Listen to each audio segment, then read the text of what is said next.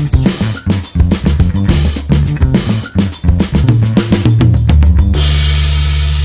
dia, bem-vindos a mais um Favas Contadas. Hoje temos o prazer de ter connosco o Eduardo Diniz, diretor-geral do Gabinete de Planeamento do Ministério da Agricultura, a quem eu desde já agradeço. Sei que tem andado aqui com uma vida bastante ocupada ligada a esta reforma da PAC. Portanto, antes do mais, muito obrigado, Eduardo, por este bocadinho de estar aqui connosco.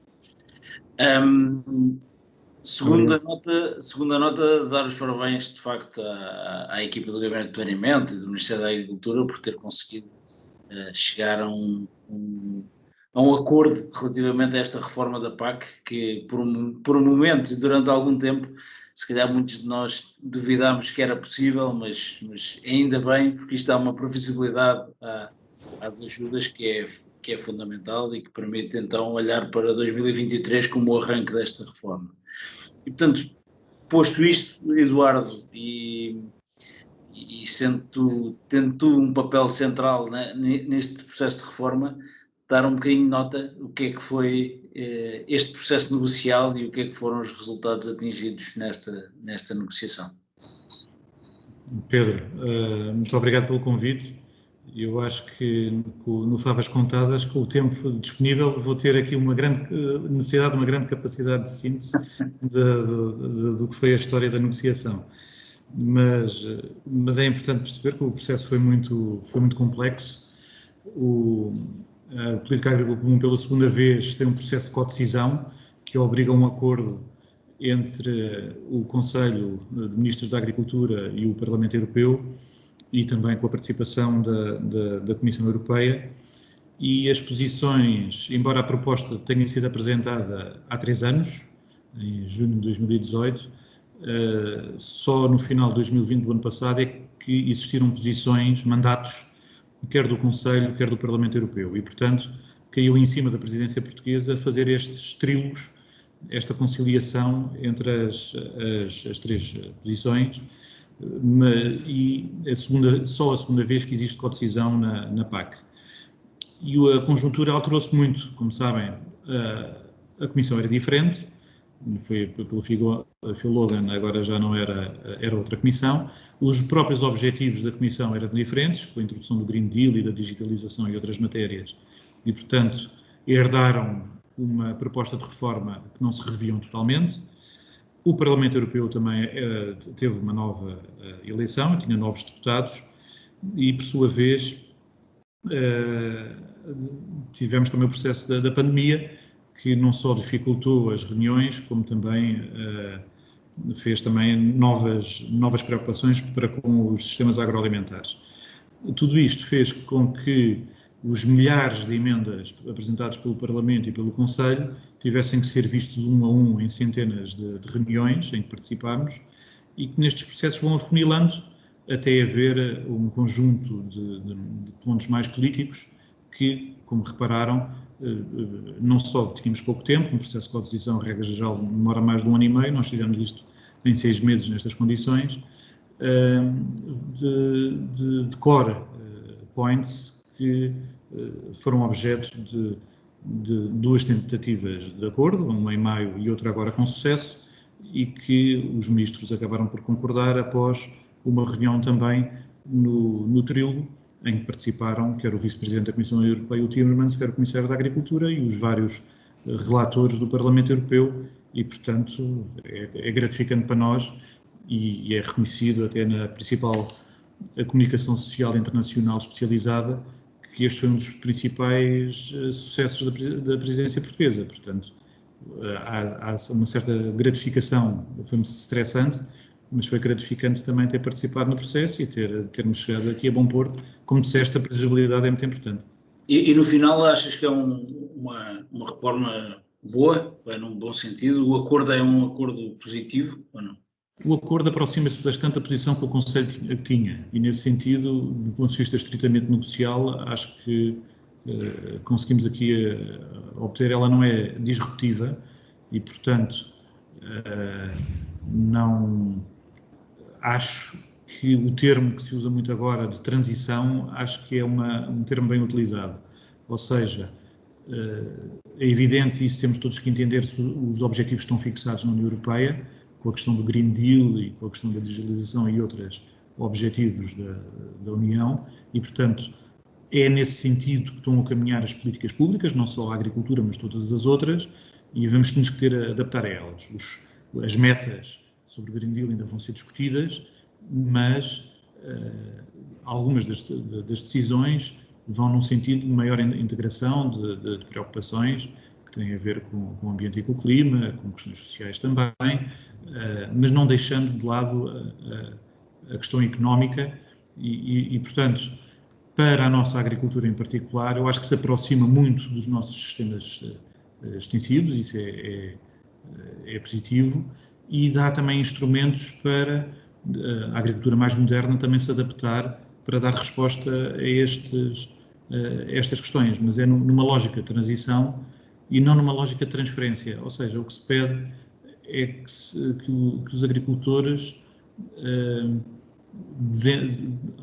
tenham um desempenho em determinadas, nestas áreas. Os pontos mais complexos que acabaram por ficar para o fim foram 5 ou 6. Um tinha a ver, inicialmente, uma certa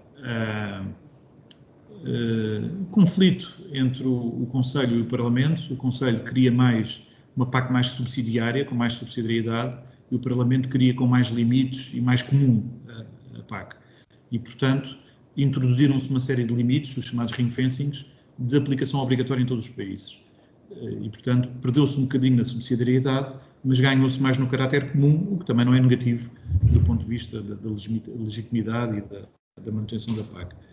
Por outro lado, estes limites passaram muito por questões ambientais e, portanto, fixou-se os 25% dos ecorregimes no primeiro pilar, com um conjunto ainda grande de flexibilidades, porque as verbas do primeiro pilar são anuais e havia muito risco, uma vez que os ecorregimes são voluntários, o risco de se perder dinheiro caso não haja candidaturas suficientes dos agricultores. Ring fencings também no segundo pilar, 35% para medidas verdes. Uma matéria muito controversa, que era o alinhamento da PAC com o Green Deal, e portanto, retirou-se as referências às metas, porque as metas não estão discutidas, isso está apenas num considerando, e ficou o caráter que não há alterações nenhumas nos planos estratégicos, antes de haver relatórios até 2025, e desde que haja regulamentação aplicável. Não vamos fazer modificações com base em metas aspiracionais, em comunicações e em desejos, digamos assim. Sem prejuízo de haver um diálogo estruturado com a Comissão Europeia, de ver também se a nossa SWOT e etc. nessas matérias ambientais responde às nossas necessidades. Bastante novo também foi a questão da dimensão social, em que se introduziu a chamada dimensão social, 3 diretivas que foram introduzidas, uma relação com as autoridades do trabalho de cada Estado-membro e que serão penalizadas as ajudas quem não cumpre essas normas. Inicia-se só em 2025, pode-se iniciar antes, caso os Estados-membros o desejem, mas, porque isto dos sistemas de informação é necessário fazer a articulação, mas, a meu ver, também pode trazer vantagens de certa forma também de colocar à evidência quem cumpre também estas regras ambientais, tem aqui um comprovativo desta mesma matéria e não se introduzir um anátema sobre o comportamento dos agricultores a este nível. Foi introduzir também as questões de redistribuição dos apoios, um nível obrigatório para redistribuir os apoios entre as grandes explorações e as pequenas. É um nível que está relativamente próximo do que nós já fazemos hoje em Portugal, não totalmente, mas próximo, mas era algo também que teve alguma controvérsia nas negociações. A manutenção dos pagamentos ligados, que também foi um ponto muito discutido, e muitos pontos a ver com o setor do vinho e de isenção de regras de concorrência e de uma discussão também grande sobre as relações comerciais com os países terceiros, qual é o normativo que se aplica, se podemos ser mais protecionistas ou não. Não foi nesse sentido, foram só umas declarações feitas, mas estes foram os principais resultados. Acho que estamos agora em condições o GPP não parou na preparação do PEPAC, mas tivemos que nos dividir aqui um bocadinho entre estes dois dossiês e também estávamos à espera daqui de algumas das normas para conseguir desenhar mais definitivamente o programa. Mas acho que agora estamos em condições de, que era isso que era importante, dar previsibilidade neste momento às administrações para desenharem os programas e também para os agricultores para saber com o que contam a partir de 2023. Ok, nesse sentido, o PEPAC ficará fechado até dezembro deste ano, até final deste ano? É a data que está no regulamento. Houve muitos Estados-membros a pedir mais 3 meses, porque realmente a regulamentação ainda não existe. Agora vai ser feita a regulamentação. Isto é um acordo político. Portanto, obviamente que a regulamentação, grande parte dela já está feita, não é? O acordo é com textos, muitos deles legislativos, mas a legislação tem que ser aprovada e isso ainda vai demorar um pouco. E há muitos Estados-membros mais avançados, outros menos avançados. Nós até penso que somos dos mais avançados, mas entre estar avançado e terminar vai aqui uma diferença grande e ao fim e ao cabo o nosso desejo era ter terminado a negociação em maio, tínhamos ganho aqui um mês, mas não foi possível, mas acabou em bem e acho que isso, pelo menos a negociação, e espero agora também que o plano estratégico, iniciamos agora um segundo nível de negociação, não é? Foi o nível externo, agora iniciamos o nível interno, que é o que toda a gente deseja ver os pormenores do que é que conta a partir de 2023. Exatamente. Eduardo, mais uma vez, muito obrigado pela tua disponibilidade e muitos parabéns pelo ano alcançado. E ficamos combinados de gravar um Favas quando houver decisões nacionais mais concretas que possam afetar aqui a vida dos agricultores. Eduardo, muito obrigado pela disponibilidade e foi mais um Favas Contadas. Obrigado.